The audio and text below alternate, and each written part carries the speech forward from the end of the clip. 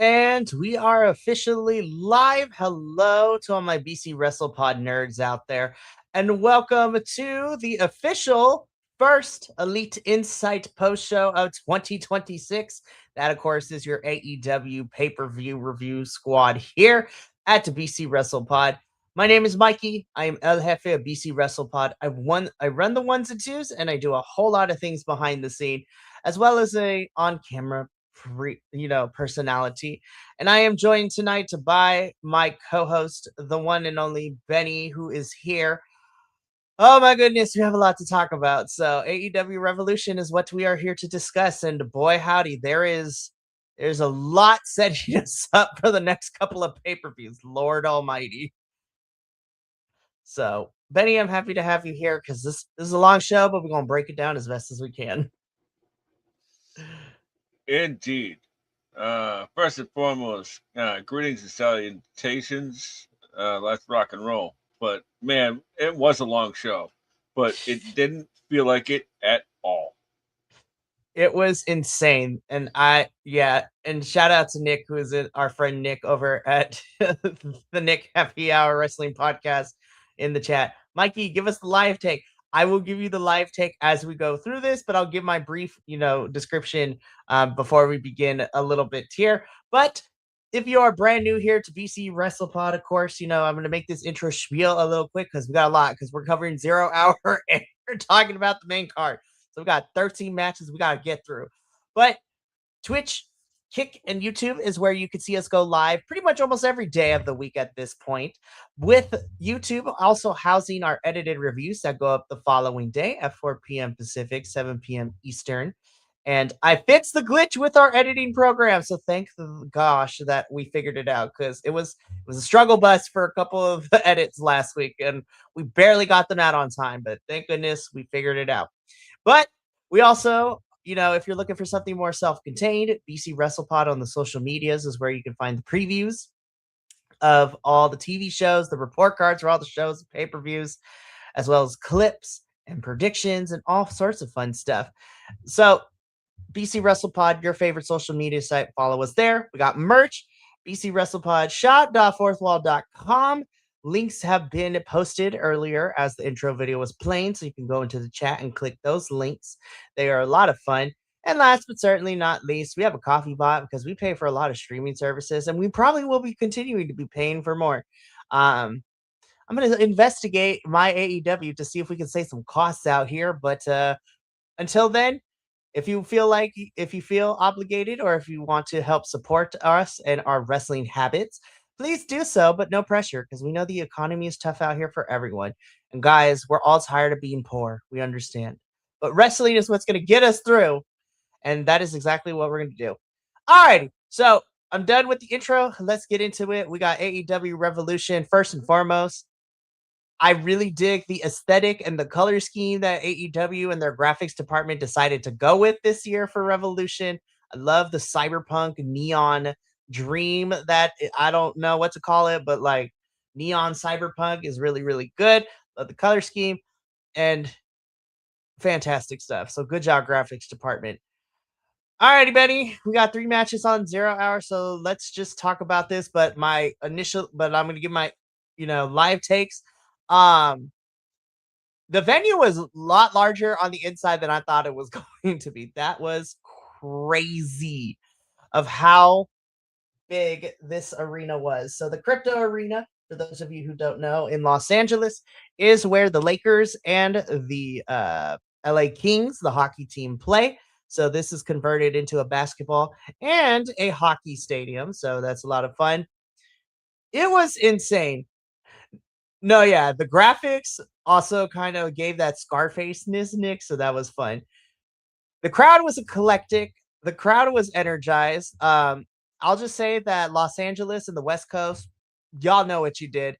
The amount of times that, F Don Callis and F Ice 2 was happening throughout the show was great. So my peoples are very proud. There's a lot of Spanish speaking, Spanish singing. Thunder Rosa out here just taking pictures of fans just randomly during the event in front of me was nuts to watch. It was a great time, and it was a great time for all to be had.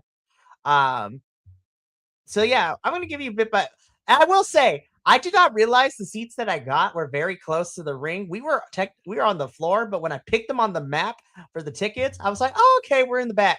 Nowhere did it tell us that, oh yeah, you're towards the back, but you're still on the floor. I'm like, how the freak did that happen? I was like, we're right here. Holy crap.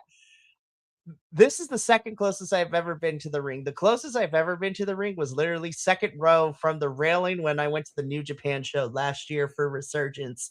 I was like, we got to see Zack Sabre Jr. in all his sweaty glory, like in 4K. It was crazy in person. So, and also I made my Mama Laguillo ended up becoming a fan of Zack Sabre Jr. by the end of the night, and she became a big fan of ELP and Takeshita and everybody on that show. So good on her, good on them. Alrighty, Who who did yeah. she become a fan of on Sunday? Well, she had prior experience because this is her third AEW show she went to. This is her first pay per view for AEW. This is my second AEW pay per view. The first one was Full Gear 2023 when we had the Swerve Hangman Texas Death Match. Um, their first encounter with that. And that was in the height of, Hangman burning Swerve's house down. Oh man. And so, yeah, that match was nuts. Watching Hangman like staple his child's artwork onto Swerve was crazy. Then we had the cinder block and tax, and then getting choked out by a chain. We're gonna talk about that more when we get to the main event too, because that came in as a repeat. And for the second time in a Mm-hmm. row, Hangman lost via getting choked out by a chain.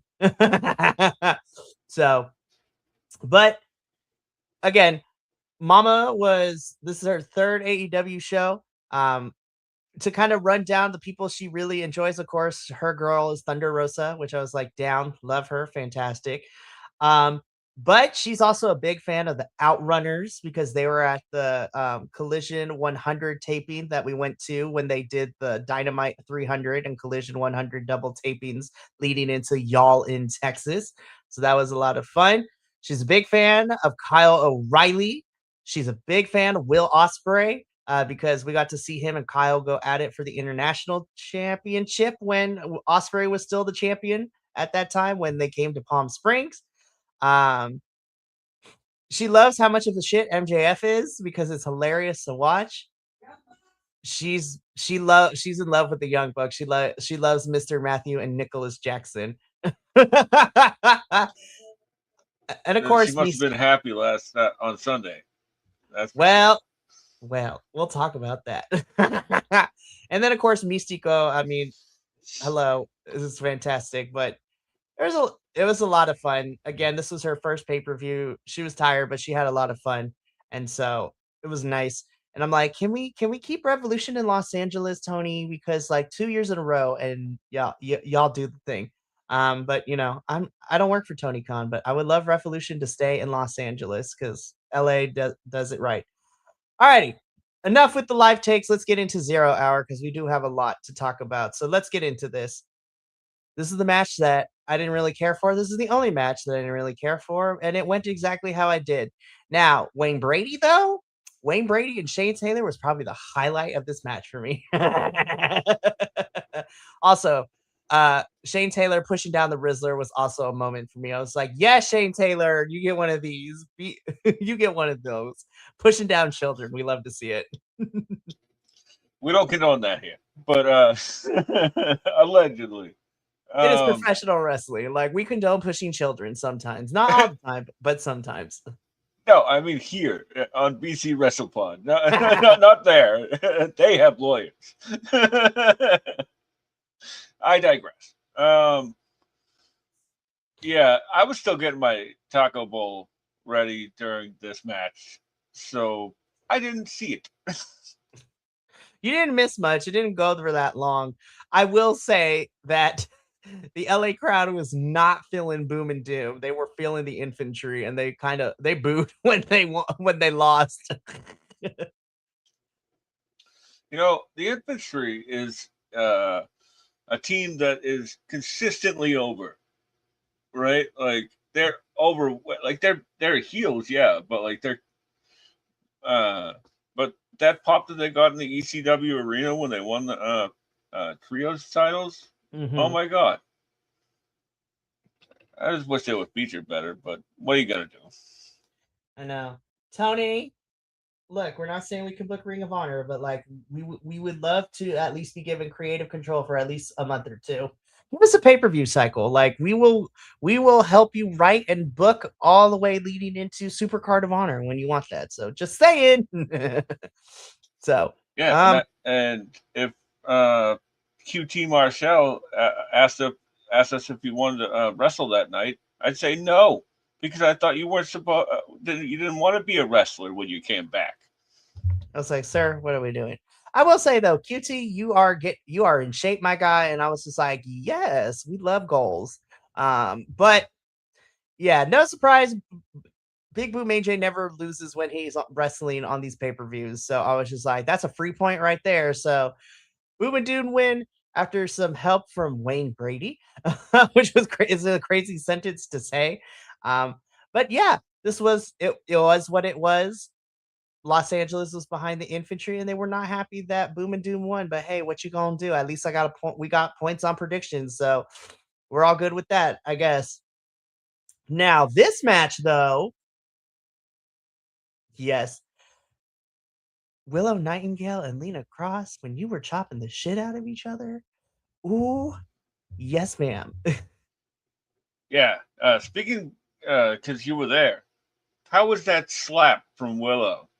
Oh my god! As soon as she hit it, it reverbed across the stadium, and everyone's just like, "Oh!" Like, damn. Listen, we know Willow to hit hard when she needs to, but gosh dang, girl.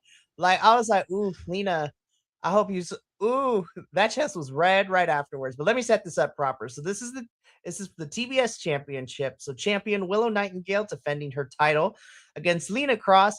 And both women were pulling double duty that night because both of them would be joining their tag team partners later on the main card for the AEW Women's Tag Team Championships. But this was Willow and Lena getting it going one on one. This was a really fun showing from Lena. Like, I was like, I don't know too much about you. Let's see what you do, girl. And Lena, you a big bitch, and I love you. I was like, you are a big girl. Cause like standing next to Megan, I'm like, God damn, you both are tall. You are two big women, and I love you for it. But damn, this match was a lot more hard hitting than I thought it was going to be. I was entertained the whole entire time, and I was just like, I'm kind of mad and sad that this was not on the main card, but I understand why. Still not really, but it does set up nicely. I'll wait until the very end because this match was okay staying on the pre-show, but I think it should have ended. And we'll talk the pre-show, but we'll talk about that when we get there to kind of flow in because from the pacing is what my biggest criticism for the show was going to be, but we'll wait until the end of that. But yeah, Willow and Lena, girls hitting hard. Benny, what did you think? Yeah, I completely agree. Like, I like that they, even though this was like the second match on the card, technically, for the night, that they technically protected both Willow and Lena because Mm-hmm. Willow made Lena look really good in this match, and she just caught her with a backslide, right? She just got caught. Sometimes it happens, you know. And then at the aftermath, when Lena and Megan beat Willow down, Willow has a reason to complain later on when they lose the tag titles. We'll get there, but this was a fantastic match. Like this is how you debut a monster heel. You know, good stuff right here. 100%. So Willow would end up retaining the TBS championship, but then Lena and Megan would come out to beat her down. And then I was like, Harley, where are you? And then Harley finally came out, but I'm like, the damage is done. And I'm like, there it is. I was just like, I'm about to get this point on the main card. We're gonna get there when we get there, though. So, but but this match was a lot of fun. I was like, good job, Lena. You look good here. Willow, you are fantastic. Alrighty, last match on 0 Hour that bled into the start of the main card of Revolution. This match was a fucking car crash in the best way possible. Gosh dang. Like everyone and their mother hitting all the spots. Mm. I will tell you that we were all behind Jack Perry, but before he ended up winning this match, though, everybody was right behind Roosh. And I was just like, honestly, our peoples are in the building. So I was like, yep. And honestly, I'm like, I'm here for you, Roosh, pulling out the Mexican flag in your entrance and then going to the ring post and posing with the Mexican flag. I'm like, it's beautiful. But damn, this is a car crash of a match. Everyone and their mother was hitting spots. I do have a question though for you, Anthony. Why did you have Lio Rush shave his head? Now he looks like a gremlin and it's frightening. I love the transition of Lio Rush. Like I Leo's was just so gonna caught do off guard. Leo. Yeah. Like, he's just gonna do Leo, you know? Like he's just gonna show up one day and just, have a bald head and new contacts. And you're like, what's happening here? He's like, I don't know, go with it. You're like, okay. But man, I cannot wait for that Leo Rush versus El Clone match eventually. If those two are just on a different planet, you know? I did Yeah. have some notes. Like the first one was Leo Rush is bald. Like, and Ricochet taking the bangarang from Dalton Castle. Like Ooh. he took he like oversold and did like 2 bumps on it. So great. I will tell you though that the crowd was also behind Dalton and they were not happy when he got eliminated. Mm. I would imagine so. Like that dastardly Danny Garcia stealing Commander's mask, and then immediately getting thrown over the top. That was fantastic. But let me tell you though, when we get to the trios championship match, nobody got more heat with the disrespect in the luchador mask than Kyle Fletcher. We're gonna wait until we get there because I thought the place was about to burn down due to Kyle. I was like, whoa, Fletcher, whoa. but I can imagine. But I will say my MVPs this match, personally, of course, were Leo Rush just running around causing havoc. That was fun. Dalton Castle's bangerang was highlight. El Clon out here doing the Lord's work and doing crazy stuff. Commander also doing crazy work for the limited time he got. My underdog of this whole match though was AR Fox doing great things in this match too. I was like, no, don't eliminate him. Always AR Fox to just steal the show, man. It's just so great. Tommaso Ciampa out here running around like a madman was fun to watch. Roosh beating bitches up was probably the highlight, and honestly, Roosh was probably my favorite in this match. I was just like, damn, Roosh, we got. Honestly, I was like, oh shit, Roosh made it to the final four. You know what? Because okay, so final four was Roosh, Klon, Jungle Jack Perry, and Ricochet. So I'm looking around. I was like, okay, somebody else. I'm like, I mean, we all picked Ricochet to retain. I was just like, okay, but apparently we were wrong. So we were off to a great start. But I was like, you know what? Of these three people in here, I would be okay with either three. My preference being Roosh, Perry, and then El Clon. But then Roosh got eliminated, and the crowd was mad. They're like, boo. And so then everyone's like rooting for Perry to win this thing because then the start of the show happens. Klon, Perry, and Ricochet are fighting as the pyro goes off to start the show. Then El Clon gets thrown over. So then we're down to Ricochet and Perry. We get a back and forth. And finally, Perry, after a month and a half of back and forth between him and Ricochet, he is finally able to get Ricochet over the top rope and eliminate him. So your winner and new AEW National Champion is Jungle Jack Perry. Also, the Lucha bus is the best thing. The Luchasaurus bus was really fun to watch him come in with Luchasaurus driving the bus. And the promo where he's going to take this bus on a national tour. I'm like, ooh, please do. Let's see you pop up in these like independent promotions around the states. Let's go.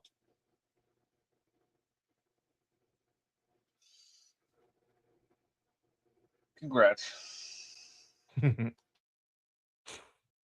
Okay, moving on.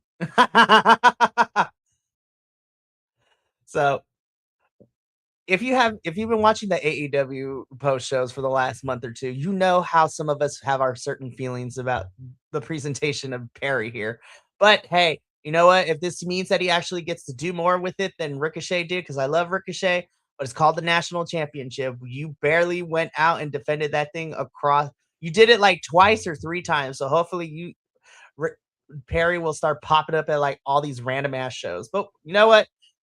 Watching the Ricochet crash out online was kind of crazy to watch too. Yeah, that was pretty funny. The crash You out was know, wild. I think a lot of us have gotten the messaging of this belt a little bit off because it doesn't include independence. It's only the United companies against WWE. So it's like AEW, CMLL, uh, New Japan, and those kind of those type like MLP, right? Like those kind of things. Yeah. ROH, you know. So, hey, but you know what? If that means that we could see Perry pop up in any of those companies, I mean, we did see Perry pop up in New Japan a couple of times before last year.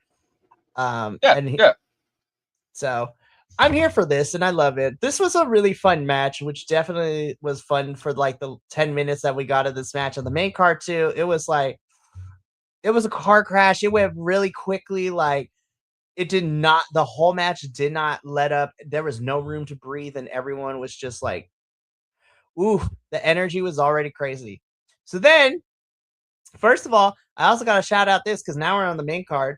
Um, AEW, I don't know if this is just a me and I missed it before for the other ones, but you know, just like other companies, they are actually using licensed song. I mean, the money's not an issue, but we have actual theme songs for pay-per-views now, Tony. I've only been asking for this for years and we finally got it. So I don't know if they said anything for those of us at home, but in the arena, ever so often they would put up the graphic that the AEW Revolution theme song for tonight was Never Enough by the band Turnstile, which love Turnstile stuff. They're great. But I was just like, damn, we got theme song money now. Let's go. And that's just and to me, this is the weird thing, right? I'm weird because I think pay-per-view should always have some sort of theme songs. Now, I get mad because depending on the company, I'm like, nobody wants to listen to this bitch ass country song. I'm sorry.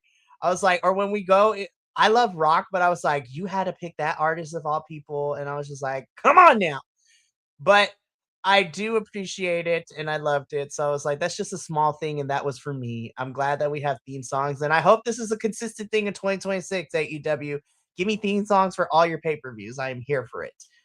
All right. Now that I yeah. got that, yeah, go for it. Sorry. No, you good. I was just gonna say. I remember, like, back earlier on, like originals for the AEW pay per views, like the first Forbidden Door and stuff like that. So I'm here for it. That's all I was saying. I was just agreeing with you. Yeah. So I appreciate that. And that has been my tiny little TED talk. All right. Main card time because this was insane. They're like, all right, we're going to open up with this match. I'm like, damn, Tony, we're going to start with this one. Okay. So we got the AEW World Tag Team Championships on the line. FTR defending the titles against the Young Bucks. First and foremost, the Young Bucks bringing out their children and getting like that special like yearbook-esque like pictures of them growing up and then being there when their kids were babies. And I was just sitting here and I'm just like, damn, they're about to lose in California. That's crazy, Tony. Because I have been trained. I was just like, if you get the special entrance, you're probably gonna lose this match. But that is okay.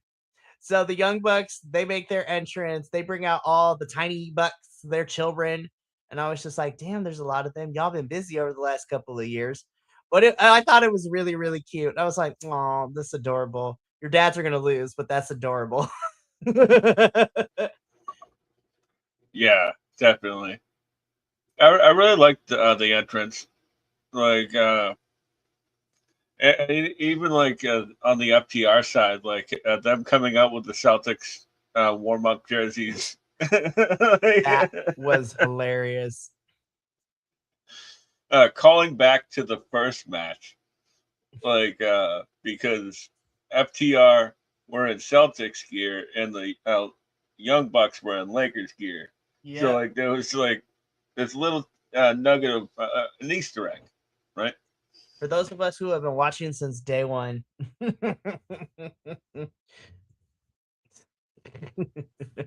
I like the little things like that, you know, because like we're going on, they're going on 7 years, Mm-hmm. and they have their own history that they can call back on now, which is really cool, you know. It's really, really nice. So this match was baller. Like I knew the match was gonna be so good. And then the fact so many false finishes, I'm like, ah! I had a blast. Uh, so most of the time, most of the FTR Young Buck matches, for those who don't know, have sort of been like on a whim, right? Like the first, not really on a whim, but like they haven't really had much build, right? Uh, and like the first one was like at the end of a tag tournament. The second one, like, was just on a random Dynamite, probably the best one. But Mm-hmm. uh, like the All In match was like they were both baby faces, so it just didn't work. And like, excuse me.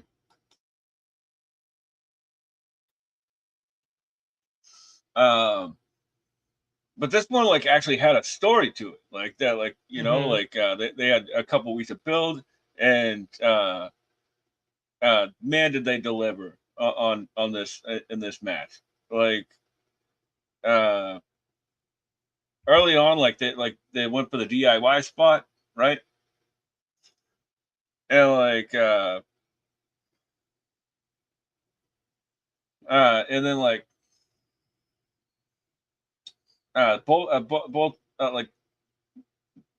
both Dax and Nick got busted open, so there was a lot of blood already in the night. Like this shit started. And like what was it like? What there was, as you said, like there's uh, uh, a lot of false finishes, right? Like Matt hitting the Matt doing the flip bump for the Meltzer driver. I was like, wait a minute, it's Matt. That's a two. So Like that yeah. avalanche shatter machine. Oh Oh my my god, goodness.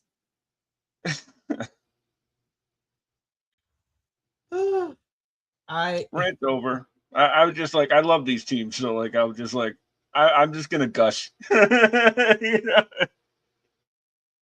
no 100%. And I'm just sitting here and I'm just like, this match was awesome. FTR do end up picking up the win here, which I was like makes sense because there's more story with these two being champs. And then I was sitting here with as the music is playing, I was like, I wonder who's gonna step up next to FTR now that the Bucks are and them are kind of done for right now. And then the lights go out, and I'm like, shit, here we go. I was like, what's about to go down?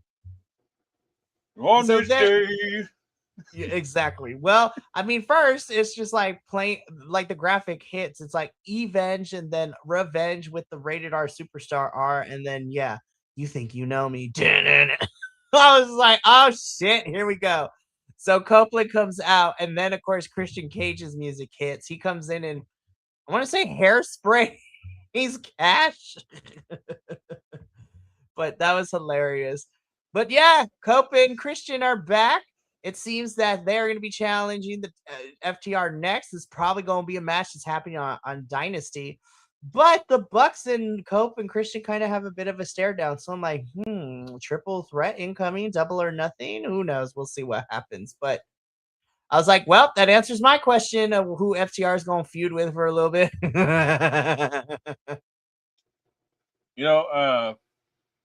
There was a I did get like a little hint that this may be happening. It's because Nick Wayne came back on ROH like 2 weeks ago. So I was like, well, Christian's on his way back. He's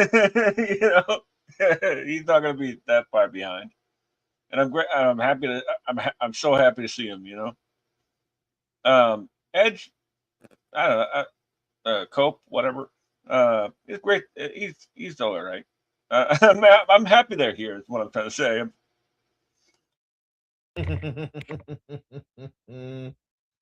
Oh my goodness. Well, I was like, alrighty then. Well, this is how it's gonna go down. It seems that we're probably gonna get FTR and Cope and Christian at Dynasty since we are in the Canadians' backyard. So we'll see how that goes. But yeah, this was a really fun opener match. And then we get into this one. I'm just not trying to bury the lead here, but I will that is a new one even for me. And I love Tony and I've seen her do some crazy stuff. But winning per getting Liddy Toots Hitty, so to speak, was wild to watch. I was like, oh my gosh, she bit Marita's titty. All right then. This is wrestling. Now, don't get me wrong. I love the ending and I love Tony. I still think Marina should have won this one. Tony wouldn't have lost anything putting Marina over. And then post match happened. We're gonna get to that, but this match was pretty deep. This match was pretty okay. Marina was in control of it for a good chunk of this match. Now, watching Marina take 3 hip attacks was crazy though to watch too. I was like, damn. Yeah.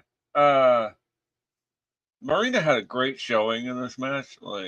It's what we've been talking about since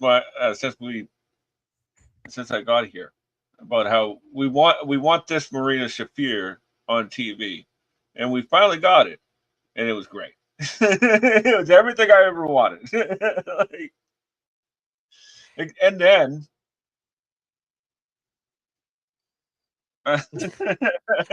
the way your face changed, because you already know. Listen, I don't want to talk about it as much as you do, but we have to be good and we have to be fair. Wrestling analysis, post show breakdowners, if you will, because we do got to talk about things that happen. We don't have to talk about it for long, but again, the match itself was fun. But yeah, Tony's leaving. Ronda Rousey gets into the ring. She challenges. She wants a match with Tony. Tony comes back in, pull apart brawl. Tony gets knocked the flip out. And that is how we end that sentence. Now, when I texted the group chat, I was just like, is that Ronda Rousey? Because I was getting food at this point. I also had to go to the bathroom real quick. So the match ended. I was running to the bathroom, grabbing some food and with mama. And then at the same time, I'm watching the TV at the bar that they have there while we wait for our food. And I'm like, is that Ronda Rousey? And that's when I texted the group chat. You're like, yep. I was like, oh boy. That's the funny thing is, right as I saw her, I said the same thing. Oh boy. So I don't want to get into it. Y'all can look up. Google is a thing that y'all can use.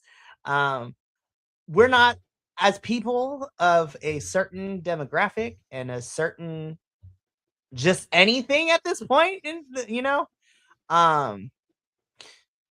there is some irreparable damage that she has caused to certain groups and marginalized groups in general with her comments in the past. Now, do I believe that everyone deserves, to make do and try to do better? Absolutely. So I'm not going to be too hard on Rhonda. But Anthony, we have questions, and hopefully those questions will be answered because I'm I'm hoping this was just a one-off appearance. And that's it. And listen, we didn't like it when she teamed up with Marina and ROH during that one episode of Honor Club, and we had feelings then. We have feelings about this now. So, Anthony, if this is just a one and done, like, okay, that's it. Still have questions as to why you would bring her on, especially given the fact that you employ a trans wrestler, who we love dearly. Nyla Rose is the girl. She is a girl's girl. We love Nyla on this channel. And hopefully, Anthony, you put her back on my television screen soon. But yeah, so I am not the biggest fan. And yeah, so that is all. I only got like 2 points, maybe 3. But I'm going to make it quick. I'm not going to take up a bunch of time. We got a lot to get through. But like, if she's here for a short period of time, like if she's here for a run, right? I'll give it a shot, right? I'm not happy about it, but I'll give it a shot. If you put her under contract, if they put her under contract, we've seen what happens when Ronda clocks into work, right? Like, and no, none of us want that. And I understand why they did this, right? This is the Papa rating, okay? But are the people that are you're trying to attract the type of people you want at your shows?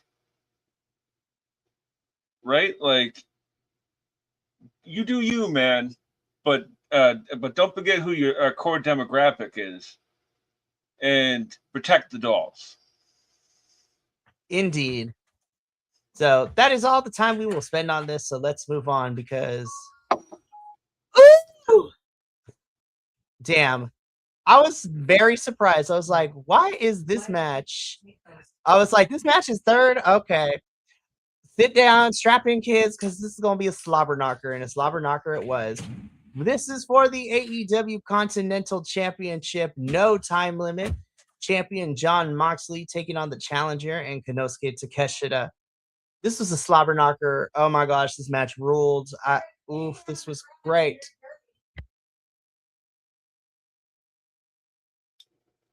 Man, what a great match this was. Like, and Takeshita with those exploder suplexes at the end, where, oh my god, mwah. I love the fact that, like, Takeshita, coming into this, right? Like, we all thought that, like, Mox is turning heel, Mox is turning face, rather. Excuse me. But Mox was the de facto heel in this one to make Takeshita the baby face, and by the end, he did a full one. Well, actually, no. Like, he was still the heel by the end, right? Like, so, like, what I mean is that, like, we were led to believe that Mox was turning. No, he's just being Mox the whole time, you know. Yeah, this was an insane match. This was so good. And I was just like, I already knew it was. And I was just like, ooh, this is probably going to be one of my favorite matches of the card. But Moxley retains the Continental Champion. Takeshita didn't want to shake his hand afterwards, went through the rope, went back in. They ended up shaking hands and doing the bow. Moxley gets out of the ring, and then I'm like on my phone texting y'all, be like, ooh, that was a pretty good match. And then the lights went out again. I'm like, oh my God, AEW, like this is barely match 3, and we're already getting the third surprise. What are you about to show me? Guys, they played, first of all, AEW production budget money. I loved the cinematography. I was like, what in the Dragon Ball Z is this? I was because you had Will Ospreay in the cryo chamber, essentially, getting fixed up. Then this man steps out, hulks out green. The lights are green. Moxley and the Death Riders are watching the screen, and I'm just sitting here, and I was just like, oh yeah. I didn't think it was. I was just like, oh yeah, Will is coming back very soon. I was excited because I'm like, oh, this means that he's going to be coming back really, really soon. And then Elevated, y'all already know the first couple of notes of Elevated, and then I lost my absolute fucking mind. And then I started crying because Will Ospreay came back on the stage, and I'm like, oh my god, the Billy Goat is back. I was like, I was holding up the United Empire symbol, but my hands were shaking because I was losing my absolute shit, Benny. I was losing my mind. I love Will Ospreay so much, and I was crying because I was so excited that he was back. Oh, same here. As I said before we got on here, like, does AEW have like a green warehouse that they're working on all these wrestlers in? I was like, who Like, is this mad scientist they always employ? yeah, right. Like they got back to tanks. They got they got you know adrenaline to pump into Luchasaurus. Like, but I digress. Um, this was great, man. Like, uh, I knew he was coming back sometime soon because they've been playing the vignettes, which, hey, we're getting vignettes now of people returning. That's nice. Um, I had a feeling it's going to be sometime tonight. I don't know why. It just the way that they've been amping him up lately. Uh, but I didn't know it was going to be here. And Mox versus Osprey, yes, please. Like, oh my god. Well, yeah, because Will has unfinished business with Mox and the Death Riders because they're the ones who took him out of action back at Forbidden Door in that cage match. So yeah, Will's a little mad, but it's an understatement. So Homeboy takes his shirt off and he does a mad dash to the ring and just hidden blades Moxley, fights off the Death Riders. Yeah, Osprey is back. The crowd was losing their mind. I was losing my mind. I was like, this is a great moment. But I'm like, damn, Tony, back to back to back, man. Like, you gotta let me breathe here, dude. And again, this is where I'll bring it up here because I don't want to talk about it too much later, but I really love this show, and I thought this is a really, really great show. But because we didn't space out these returns and surprises, I was just like, the first three matches, I was tired. I was tired at this point. I'm like, it's only the third match of the main card, and we still got 7 more matches to go, y'all. Like, whoo! I was tired, Benny. I was tired.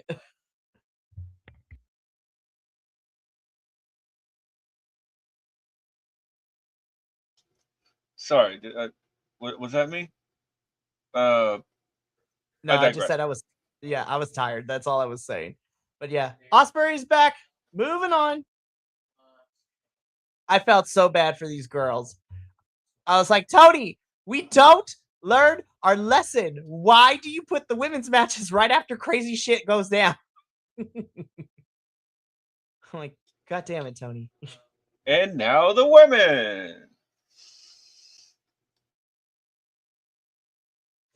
Now, I wasn't mad for the direction of how this match went because you are continuing to tell the story of what happened on Zero Hour with Megan and Lena beating up Willow, which caused a bit of, Willow not being 100% and still wanting to fight with, taped up arm and everything. And poor Harley, I love you, girl, but you knew you didn't stand a chance against Megan and Lena when Willow was not at 100%. So I did appreciate the storytelling. Also, this is where we got the debut that Megan and Lena are now known as the Divine Dominance. So we're getting a very fantasy Greek mythology up in this bitch, and I was here for it. Yeah, I really like the name Divine Dominion. That is a really great name. Like, I was just gonna say, like, this match was really fun. Like, I really like that. This is how you build a monster team. Like, you go out. Like, it wasn't really a squash match, but you knew that there were Willow, the Babes of Wrath were not 100%. So they sort of steamrolled them and took the titles. Hell yeah! And Divine Dominion versus the Birds is gonna friggin' rule. I'm just like, I swear that better be the Wembley match at All In. That's the Wembley match at All In. Please let Megan and Lena go on a monster run between now and then yeah, the Brawling Birds and Divine Dominion. I'm just like, ah. Anywho, but yeah, I felt so bad. I was just like, damn, Tony, you set these girls up. But honestly, very happy for Megan and Lena. Can't wait to see them just decimate the tag team division in AEW, just go on a tear. Like, can't wait. Good stuff. Good stuff. Speaking of good stuff, guys, this match is exactly what it needed to be. Swerve, we've been hitting the gym because the amount of times that we picked up Brody effortlessly was insane to watch. But damn, these two just decided to be like, let's hit each other as hard as we can. And that is exactly what it was. Plus, I got to see my baby daddy live in person, so I can die happy now. One thing I really liked about this match was it showed how innovative Swerve is, right? Because this was an incredibly violent match that didn't have any blood. Like, because they were just finding different parts of the ringside area to punish each other with. And that was incredibly cool. They got creative with how brutal their spots were, and this was so much fun to watch. And yeah, this is just brutality. This was fun. Swerve does win. So after the match, Swerve continues to beat up on Brody. You know, we're about to see a Swerve stomp into Brody's head through a concrete block. And then who should return, Benny, but a Mr. Battle Cry, one winged angel himself. Kenneth Omega is back. I'm like, Kenny is back from doing, the Fatal Fury stuff in Japan. So him and Swerve have some unfinished business. And as soon as Kenny's music started playing, I just sat my butt down. I was just like, take my money, Tony. Like, I can't no more. I was just like, what else do you have in store for me? Because I'm just like, I can't. I was just like, but like in the best way possible. I'm like, I can't, Tony. Like, what are we doing? I am too spoiled right now. I'm tired. Like, what else are you gonna give me tonight? Yeah, it was certainly this night was certainly an embarrassment of riches. Like, I was just like, I don't know what to do with all of this. Like, a wrestling company actually giving me legit surprises and treating me well as a wrestling fan. What is this? I know, right? Like, uh, you know, with Kenny returning, like, at least he didn't get caught out that last time. You know, he didn't get onto a stretcher. I But was just like, him and Swerve at the next pay per view is going to rule. Oh my god! If that's what we got on Dynamite, imagine I them don't. going You're right. without commercial breaks. Seriously. Dynasty is coming up, so who knows? We might have them fight at Dynasty. And then I'm also looking past that too. I was like, you can give me free pay-per-view quality matches on my television screen because we got the Owen Hart coming up very soon too. If they do the Owen Hart like they did last year, where we are leading it into Double or Nothing, I'm just sitting here and I'm just like, the amount of contenders you could put in that Owen Hart for a chance at that title. Can't wait. Cannot wait. Kenny, I'm glad you're back. Him and Swerve are going to beat each other up. It's going to be fantastic. Give me another match of the year contender because your Dynamite match was awesome. Question: What's up? Did you get to sing Battle Cry? Yes, I was singing my little heart out. My voice was gone by the end of the night. Oh, I can imagine. You're like So calling in sick. my voice was already bad enough after I sang Elevated. And then I was singing Battle Cry. But yeah. All right, let's get into this. So 2 out of 3 falls for the AEW Women's World Championships. Hecla versus Chris Statlander. I was very proud of this match. They both did really good. This is a really solid bout because I was like, I don't know how I feel about 2 out of 3 falls. That first fall though, I kind of did like it because Tekla got a little too cocky, and Chris Stat Daddy was just like, "Don't play with me. I told you on Collision, you gonna have to make sure you keep me down because bitch, I am not here to play. I want this title back." And so it was kind of fun in that first fall to watch Tekla get a little cocky, and then Chris like literally just be like, "Try me." So the first fall was really fun to watch Chris just be like, "Try me," and just bully Tekla during the first fall. Oh god, I was just like, see, this is the direction of Chris I would like to see like going forward. Just like out here just being meaty woman and just fighting girls. Like that'd be great. So, and because of that arrogance, Tekla loses the first fall to Chris. So Chris is 1-0 at this point. And then Tekla's like, all right, time to go to work. And so she gets serious. Um, and she ends up getting the second fall. And then in the third fall, we have a ref bump. Tekla is taking off the ref's belt, which was fucking hilarious to watch. Like she is literally kicking this poor man as he's taking off his belt. Goes in to try to beat up Chris. Chris then beats up Tekla with said belts. The Sisters of Sin are here. The ref takes the belt from Chris. Like Tekla ends up getting the second fall and winning this match. This was really fun. I was like, I was very pleasantly surprised, and I was like, this is pretty good. I wasn't too sure how I was gonna feel about this match at the end of it, but you know what? The 2 out of 3 falls didn't disappoint me. So I was like, this is a pretty solid match. I enjoyed this one.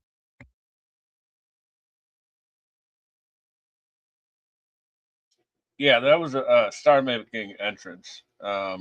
I'm gonna be right back. I'm sorry. I just okay. So now it was crazy. What Tekla's like Chris's entrance was really cool. Tekla's entrance with her, the video about with her and the photos of Chris and their past encounters. That was really really good. That was so much fun. I had a blast with that one, honestly. And just Tekla's music was killing it, and I loved it. So I had a good time with all of that. But yeah, Tekla is still the AEW Women's World Champion. I don't know what's next for Tekla. I'm very curious to see who is next to face her because we talked about this last week on our show here for the All Elite Ensemble. It seems that at least we think in our head that the ultimate plan is Mercedes coming for that title when she comes back. But I don't want her to win the Owen again because she won last year and got her match at Y'all in Texas to take on Tony. So I would not want Mercedes to win the Owen again. But yeah. So yeah. Tekla wanting to fight Chris after the match though was funny, and Julia Sky had to hold her back was funny to watch. What a great match! Like they really nailed it on this one. Like I don't know why, but like 2 out of 3 falls is probably like one of my favorite stipulations because it means it's gonna get time. So Honestly, and they gave it time, and I was like, thank gosh, Tony. this was honestly one of my matches of the year so far. Um, I really really liked it. Chris Statlander is just improving every single time out, and Thekla is just like she just fits like a glove here. Like she's just so great. Like I hate making comparisons, right? Because it's sometimes they can get a little uncreative, right? Like a lot of wrestling fans would be like, "Well, this person is like that person." It's like, no, not really. But uh, so it's not a direct 1-to-1, but like Tekla, I see a lot of Luna Vachon in her intensity, and uh, that's exactly what this division needs is Luna. I agree. I really love this match. This is fairly solid from both of them. And I am interested to see who is going to be coming after Tekla next. Um, we'll see if she has a match at Dynasty, but you know what? I'm not mad at it. So I'm here for this run that Tekla's going on. So I think I can officially say, and Anthony Khan, I'm hoping you're listening. We can separate Tekla and Stat Daddy for a little bit. I think we have kind of put it close to this feud for now. So please let's move on to the next chapter of Tekla's reign. I'd like to petition that Queen Amanana should be the next one up. Oh my gosh, yes. If Queen is ready and she is cleared, we still got unfinished business there. So let's put Tekla and Aminata together because Aminata was supposed to be in Blood and Guts too. She was supposed to be in that match, but because she wasn't cleared, um, we didn't. Mina was put in for her, which is unfortunate, but not unfortunate because Mina did great. She was fantastic. But yeah, Queen versus Tekla. Book it, Tony. All right, let's go. We still got a couple matches in. This is exactly what it was. This was a fun ass trios championship match through and through. So this is the Don Callis family being represented by Aussie Open, Aussie, oi, oi, oi, Kyle Fletcher, and Dunkzilla, and baby daddy number 2 for me, Mark Davis. Teaming up with the Rainmaker, Kazuchika Okada, and they were taking on the team of Jet Speed, so Kevin Knight and Speedball Mike Bailey, and they were being teamed up with CMLL star and CMLL middleweight champion Mystico. First of all, love that Kevin Knight, Jet Speed, and Mystico came out with matching gear, and I was just like, claps. Even thrown together trios coming out with matching gear. Then I'm looking at the Don Callis family. I'm like, God damn it, you guys! It was not that hard for you to at least get one color scheme going on. So that is my first note. So I was just like, looking back at it, I was like, okay, they're in matching gear, so they might actually have a shot at this.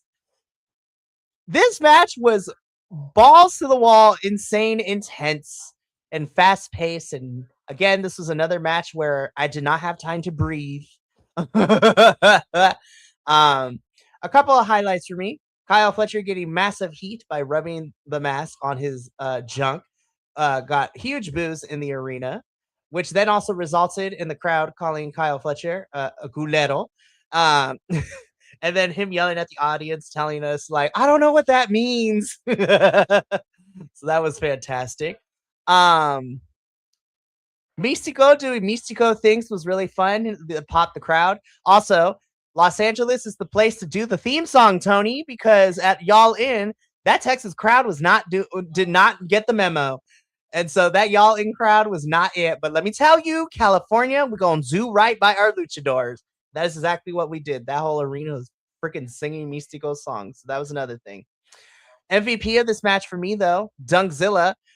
I was like, to me, Mark Davis was working on like 5 more gears than I'm used to him seeing, and I loved it. And I felt like somebody told him that if he did not do good in this match, he was gonna be taken off TV. So Mark Davis is like, "Fuck this! We gonna prove why he should be on TV every week." Because Mark Davis was my MVP this match, and it was insane. But then the biggest shock of all, Benny, Jet Speed and Mystico are the new champs, and I was just like, "Oh my god, I am pleasantly surprised." Good job, Tony, for actually surprising me. This match rules. What did you think? Yeah, this match ruled. Like, what I like to call Jet Set Mystico came out with matching gear, and I love that.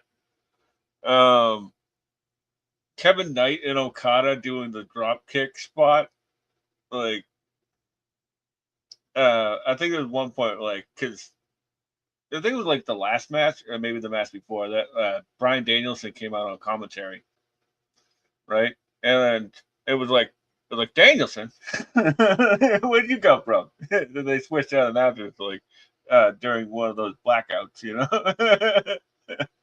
And Danielson just took out Nigel during one of those Seriously. blackouts. So I But was just like, like crazy. I did like the uh, the Ashikata, um, you know, the Letterman jackets. Like it was like and towels. Like it was like a throwback to I Aussie love Open, you that know. too, man. And what was it like? Kevin Knight jumping over Mystico and Fletcher, like as Mystico had Fletcher in like the armbar, and like Knight like flies like halfway across the ring and like changes direction halfway through. Man, that guy's amazing. He's so ready. So this match was awesome. Everybody was hitting it on all cylinders. And yeah, again, pleasantly surprised Mystico and Jet Speed won. And I'm sitting here and I'm like, that's awesome. I'm kind of surprised that we took the titles off of the Don Callis family 2 weeks after they got it. So I'm like, if we get a rematch, I'm cool with it. And we'll probably get a rematch at some point. But then it all made sense because without warning, as Jet Speed is celebrating with Mystico and they are putting him on the shoulders to kind of like go from, side to side of the ring, so the whole crowd to like the four sides of the ring. This graphic just happens to pop up on the Titantron, and which I'm assuming is probably similar to Mascara Dorada and Persephone and Echiseto, probably a dual contract. So they are still with CMLL, but they are also getting paid to appear on AEW more. Now, the whole crowd was cheering for this, right?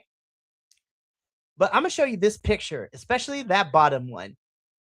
That is the moment that Jet Speed turned Mystico around when that graphic popped up. And literally, this man gets off of their shoulders and starts having a full on cry in the middle of this ring. You could tell that Mystico breathes lucha libre and breathes wrestling, and this means a lot to him. So to see this grown ass man have a full cry in the middle of this ring with that graphic, so that tells me that Tony didn't tell him that this was happening. So to me, this was such a beautiful and genuine reaction. And again, the whole crowd was losing their absolute mind and just giving Mystico his flowers. And then I I will say I cried a little bit too during this as well because I was so happy. And to watch Mystico just take it all in, I'm like, God damn this, man. I was just like, ugh. This is why I love professional wrestling, damn it. Exactly. Same here. Like, and I get it why he's crying because, like, you know, uh, he's a made man all around the world, and America was the one place where he had a shot, and it didn't work out. And then he became one of the biggest names in lucha history, and here he is on American TV doing what he does best. Good for him, man. I'm getting choked up just thinking about it. Good for him, man. Well, exactly. Again, this is a beautiful story again because, without going into too much detail, he was here in the States. He was in another company, didn't work out for him. Then he took on the Mystico character, made it in Mexico, then Japan, and all over the world, and becoming part of the annals of lucha libre history.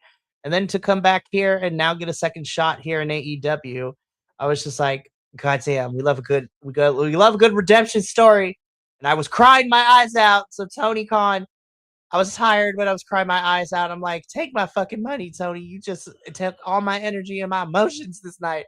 But in all seriousness, I like this crowd was awesome. They made me feel great. And I was just like, I love professional wrestling, and this is what it's about, y'all. Damn. So because of this, that means we're going to see Mystico pop up in AEW a lot more too. So I'm excited about that. So I was just like, I'm not even gonna get into the dream matches because Mystico versus anybody on this men's roster is an automatic like yes for me. Exactly. Mystico versus Kenny versus Everyone, just Andrade, like everybody. fight Just give me everyone. just line them up. Seriously. Ugh. So here for all of this. So here for all of this. But yeah, fantastic stuff. Beautiful moment. Cried like a little baby. Was happy. All right, let's keep this going.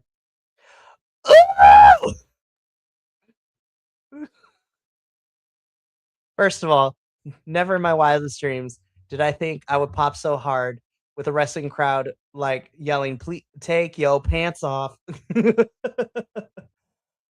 The first 5 minutes, no, the first 5 minutes of this match, Benny, I was dying. I was cackling in my seat because we all know, and we made a joke here of lots of times with Andrade where he's always taking off his wrestling pants in the middle of the match. And so they were teasing each other. Everybody was like, take your pants off. Andrade was playing with it. And then he's like, no, no.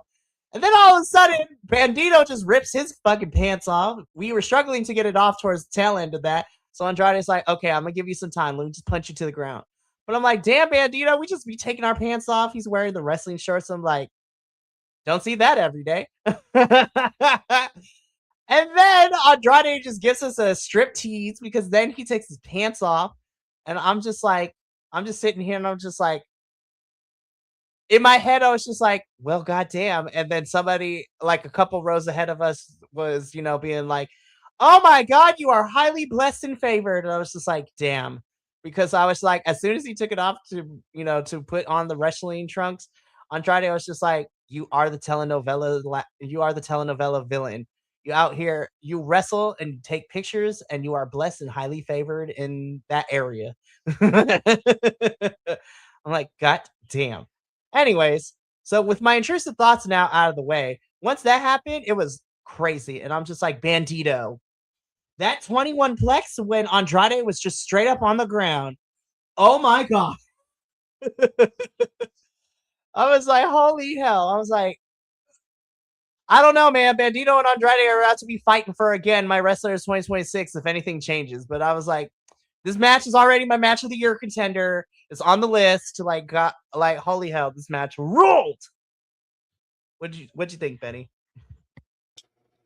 Yeah, I agree. Like, I think when we all saw the graphic, we are like, oh, this is just a match of the year candidate, And then it lived up to the hype because how couldn't it? Because it's these two.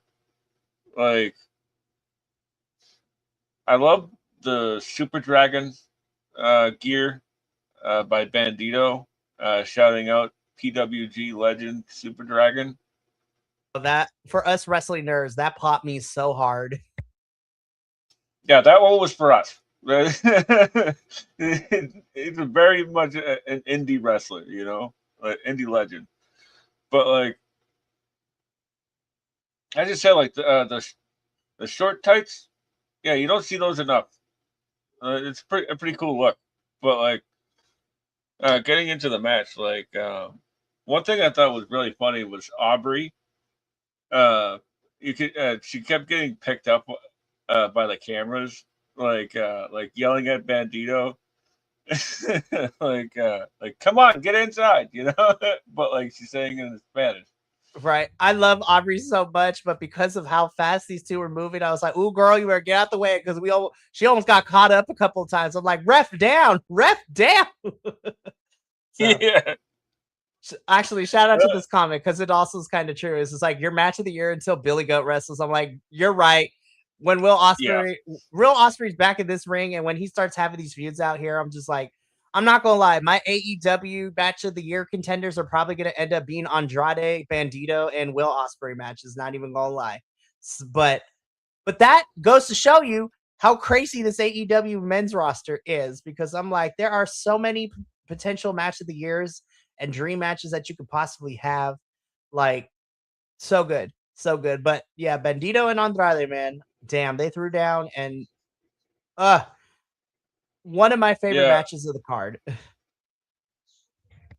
this match was absolutely fantastic. Like, one thing I love about Andrade, because like I already gushed about Bandito, but like, I'll make it quick. But like, Andrade, um, he when he was La Sombra, like he was known as a luchador, right? Obviously, so like a traditional luchador, being that like being a high flyer and all that. That's where like that moonsault where he misses and then still hits it comes in. Like, uh, but recently he's like put on so much weight, so he had to like change up his style, and now he's like these. Can we get a best of seven? Is what I'm really trying to get around to. Like, can we just get a best of seven? Because these two are like so perfectly matched.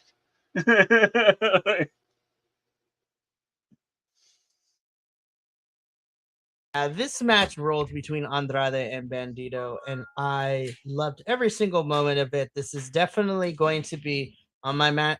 This is on my short list. I'm going to have to revisit this at the end of the year to see what ends up being my match of the year. But I will say that it is going to end up on matches to watch for March of 2026 for sure. Damn, and just from this, oh my goodness, we're barely into like the middle of March, and I already have so many matches to put on for March, matches to watch 2026. Like from all the shows that me and you have covered so far. Like, gosh dang, man. But this was so good. All right, we got two matches left, so let's just get into this. So, semi-main event. This is the Tornado Trios Tag Team match. This is you have the dogs, so Gabe Kidd, Clark Connors, and David Finlay. I really do like the presentation of what we are giving them with their entrance. Like, it's fun to watch. Like, when we got to see, the backstage stuff, like leading into Revolution was a lot of fun with these two. And then they are taking on the team of what I would like to dub as my two divorced dads with their emo son, Darby. This is such a little dysfunctional family. I love it. But you have Roderick Strong, Orange Cassidy, and Darby Allin teaming up. And I could summarize this match as please help Darby clap, clap, clap, clap, clap, because that is what we were chanting as Darby was tied up in the corner for the majority of this match by his dog collar, which was nuts to watch. And then Darby's just out here doing Darby things, like taking the nastiest bumps and jumping off of everything possible. So nuts. And then Roddy going ham. Roddy going ham. Good old Roderick Strong, man. Like, I'm gonna keep this one brief. I think it was a mistake for the Dogs to lose their first match, and I didn't know it was a tornado. I thought it was like a traditional trios match I didn't because know my it was eyes, tornado until like the day before. I was like, oh shit, that would have been nice to know for our predictions, Tony. yeah, like because like your eyes aren't uh like trained to look up at the top to like it's not pulling my eyes is what I mean. Mm-hmm. But like it was fun. I thought it was really fun. There was a lot of great stuff in it. They all work well together. Like I knew that they would. Um, and I love like OC like buying time for Roddy to get his breath by just by just getting beat up and doing little kicks, so that way he could buy time for Roddy to come in with the knees. It's so great. Freaking Roddy man was going crazy mode in this match. I was just like, watching Roddy go ham live in person is completely different than watching him go ham at home because like, oh, those knee strikes were beautiful. Also, watching Gabe Kidd get tied up underneath the stage only for him to watch his team lose from the front of the stage was hilarious to watch. But we are not done with these three because it seems that Orange and Roddy are now my divorced dads, and nobody can tell me otherwise. These are the dads that we always wanted, like honestly, and they seem to be on good terms. And now it's just like, please, Now, obviously, we're waiting for Kyle to come back, but I was just like, Orange and Roddy can be my dads. They can be our dads of AEW, and I'm here for it. But we're not done with these 6 because this Wednesday, again, Darby is about to have a coffin match with Gabe Kidd on Wednesday. I'm like, damn. I was like, just straight out the gate. It's like, okay, we going. What's next? Coffin match. I'm like, damn. So that's this Wednesday, as well as Will Ospreay's return match against Blake Christian, now having been newly signed to AEW as well, full time, which we love that for Mr. Blake Christian. That match is gonna be good. Will Ospreay is about to fuck a kid up. He's gonna fuck Blake Christian up because Ospreay is mad. He wants Moxley, and he will. I can already tell. Vengeful Ospreay is gonna be really fun to watch. But this That was a match is really, going to be all the flips. for All the reals, flips. all the flips. But back to this match to kind of finish us out. This was really, really fun. This was a fun match. I don't think it should have been semi-main event, but you know what? I still thought this was a good time. All right, Benny, brace yourself because 45 mother tucking minutes. This match went long, but it did not feel long. So I'm gonna come back to this picture, but I hold up before I even do this because I don't want people coming after us, right? So viewer discretion is advised. The following images you are about to see can be graphic in nature and shows you how much that MJF and Hangman really did fuck each other up this match. So please, viewer discretion advised, because what you're about to see may not to be good for you if you are squeamish, do not like blood, and hardcore violence. You have been warned, so please, if you are watching this live, you may come back to us when we come back to the graphic. Or if you're watching this on the edited version, you may fast forward a couple minutes and then you'll be good. So viewer discretion is advised. All right, Benny, with that out of the way, I'm just going to show these pictures. We're just going to take it in and then we're going to come back to this picture right here and we're going to talk about it. So here's the first couple of sets. Like, take it in. Just take a look at all the craziness that was this part, like these first couple of pictures. Then we get to this one's right here. And discuss. Woo wee! They fucked each other up, Benny. They fucked each other up this match. Oh my god. You know, when when Hangman came out and he had that the final duels theme from the good a fistful of dollars. Excuse me. Um, I was like, oh, Hangman and his layers. Hangman loves his layers. Like what was it? Wrestle Dream when he came out to the Red Dead Redemption 2, like Arthur's death scene song. That was insane. I'm like, we got money, Tony. Let's go. I know, right? And like MJF comes out with the funk tight song. Oh my god, I love it so much. Yeah, there was a lot of winks and nods at the wrestling for the wrestling fans tonight, and man, you know, sometimes I like to call there's some things in wrestling that I like to call the Wile E. Coyote effect, Mm-hmm. right? Which means that if you set it up, you're the one that's probably going to go through it, right? Mm-hmm. So, Hangman in his last match with Swerve, the lights out match, put the needle through, uh, put the needle into Swerve's mouth. Well, he Mm-hmm. got it back. The Wile E. Coyote effect, you know? Jesus. And this time it was worse because he actually got it through the cheek. It was squirting the syringe. Oh my god. I was like, I don't know how this is wrestling, but I understand that they're no, that's not how I want to say. Um, this is a different stroke for different folks, and it was pretty gross, but the most of it I was here for. Well, let's break everything down that we saw, right? Hmm. So MJF getting the barbed wire to the mouth, looking like a puppet with the like creepy smiling as he's getting pulled by the there. Also, shout out to Hangman for giving Max a birthday card stapled to his whole chest, which was hilarious to watch. So that was funny. But then it got crazy because again, the barbed wire in the mouth for MJF. We had tables, we had barbed wire tables, we had light tubes, we had a dog collar match all of a sudden halfway through. I was just like, oh my god, we're really going there. We had them go off a table into some pyrotechnics, which was crazy.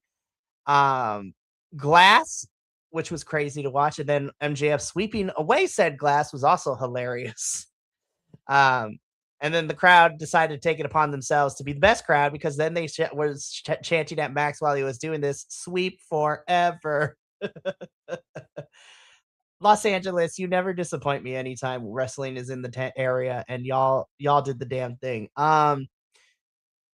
But yeah, let's talk about how MJF wins this because after everything they put each other through, Hangman once again finds himself on the receiving end of being choked out by a chain because that is how he lost to Swerve back at Full Gear in Los Angeles, might I add, when he had a Texas death match with Swerve.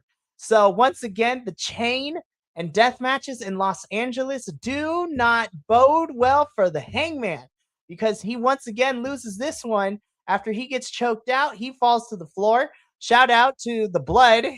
Hangman hitting the camera on the way down and getting blood straight on the camera. Beautiful shot. That was fantastic. Good stuff. Um, Hangman gets choked out and he cannot answer the 10 count. And your winner and still AEW World Champion is MJF. So again, you talked about earlier the little subtle things when it comes to wrestling. The story things are my bit. Last time Hangman was in Los Angeles for a Texas death, he was also unsuccessful because he could not beat Swerve at Full Gear 2023. And once again, Los Angeles seems to be the kryptonite for Hangman because he cannot win a Texas death match in Southern California. So that means that Hangman cannot challenge for the AEW World Championship. So I'm like, oh shit, they actually are going to go with it, or at least for a little bit. Let's break this down, shall we? Because I don't think Hangman is not going to challenge this forever. I say like we'll see him come back for the title in like 2 and 3 years, but I think Hangman is going to be kind of pursuing other matters until then. So I don't think he's going to be not challenging for the title anymore at all. But I do think that we're not going to see Hangman come around this title for at least a year or two, maybe 3. We'll see what happens. Yeah. So Tony Khan had mentioned in the press conference as well afterwards. I don't really usually watch those, but like I caught a clip, and he said that like this is just Hangman's word. It's not like a binding contract or anything, you know. Mm-hmm. So like he can go back on his word, which sort of you know deflates the Hangman character. But like there have been other instances where people have uh, made this stipulation,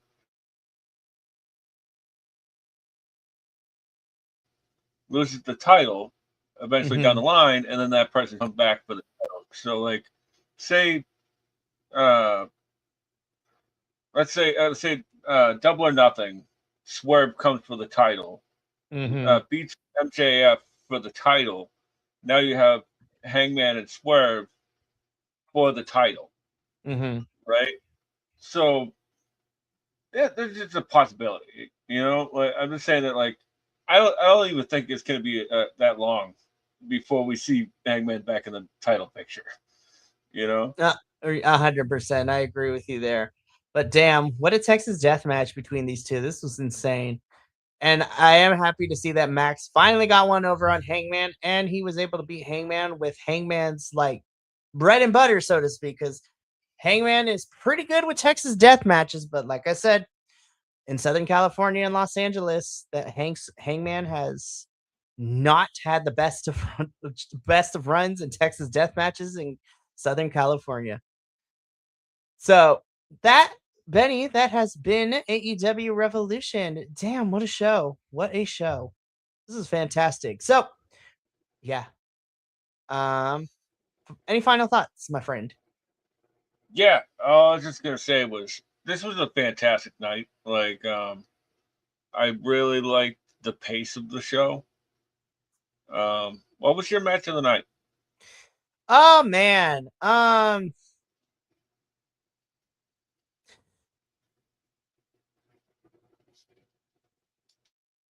I'm gonna be completely honest. Like my go-to is the Texas Death Match because that match was insane.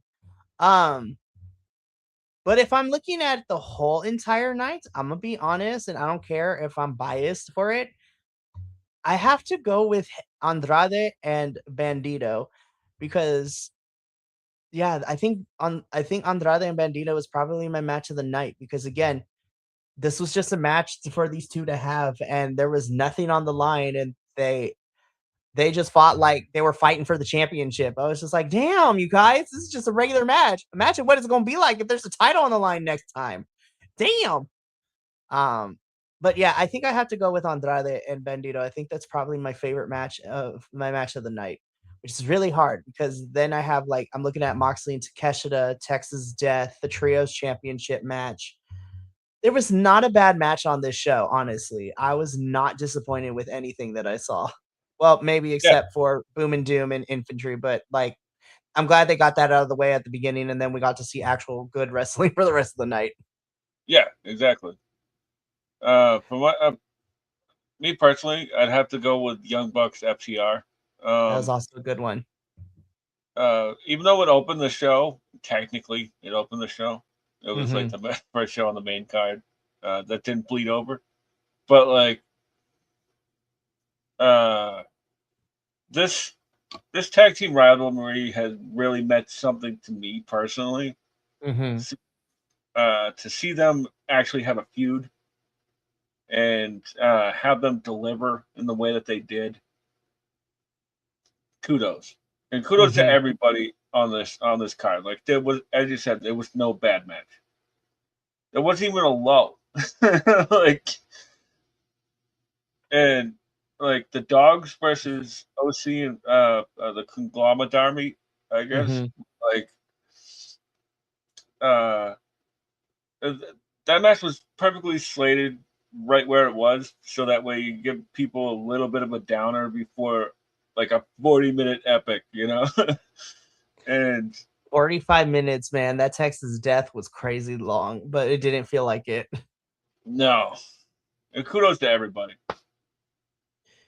Yeah, this was definitely now I like this is a hot start for the pay-per-view season for AEW. Like hot damn, like just out the gate. And you know, you set up the next couple of pay-per-views with all the returns that happened in this show and everything that we're setting up. Like kudos to all the talent and Tony Khan, and what a fantastic show. And I am looking forward to Dynasty and Double or Nothing and the rest of the pay-per-views for AEW this year in 2026. So that's going to be it for us here at Elite Insight. This was a lot of fun, Benny. Once again, thank you for being here this evening.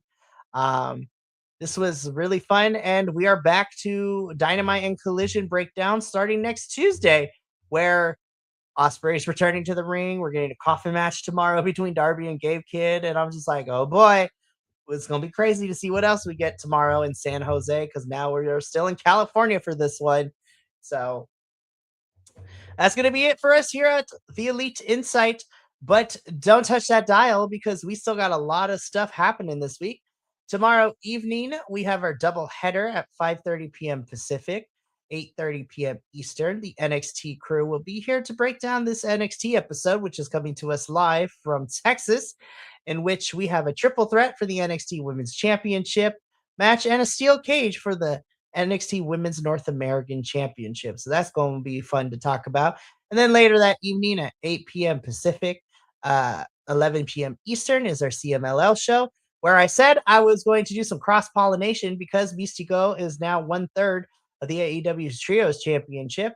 I'm very interested to see how this Friday goes because Sky Team, which is Mystico's Trios team of him, Mascara Dorada, and Neon, will be defending their CMLL Trios championships against the Death Riders. So, and it's not just the motley crew of Wheeler and like the weird mix-up. No, no, no. This is serious because it is Mystico, Mascara Dorada, and Neon defending the Trios championships against Wheeler, Daniel Garcia, and John Moxley is making his debut in Arena Mexico. I'm like, oh shit. So I'm like, I smell a plot. So we'll see how that goes. And then in the main event, Claudio's defending the CMLL World Heavyweight Championship against Echiseto. So that should be a fun time. And that's all going down this Friday. And then we're talking about all the stuff that happened this past week, which is also very good. Then Thursday, we go from crazy high flying action wrestling to more teehees and ha-has because this Thursday at 6 p.m. Pacific, 9 p.m. Eastern, sorry. It is our breakdown of Mystery Wrestling 22, where guys, it got crazy. We had a sing-off, we had a food fight, and we had a pretty good main event where we have a new Mystery Wrestling champion, y'all. And so we're going to talk about that on Thursday. And then Friday, we wrap the things up with our TNA post show. So I got a lot of fun stuff coming up this week. But we got to get up on out of here. So from all of us at BC WrestlePod to you at home, remember, take care. And I hit the button by accident. So we got to do that again. So from all of us here at BC WrestlePod, remember, take care of yourself, love one another, stay iconic, and more important than anything, you always deserve to finish your story. We'll catch you tomorrow for NXT and CMLL. But until then, sayonara, adios, and until next time, peace.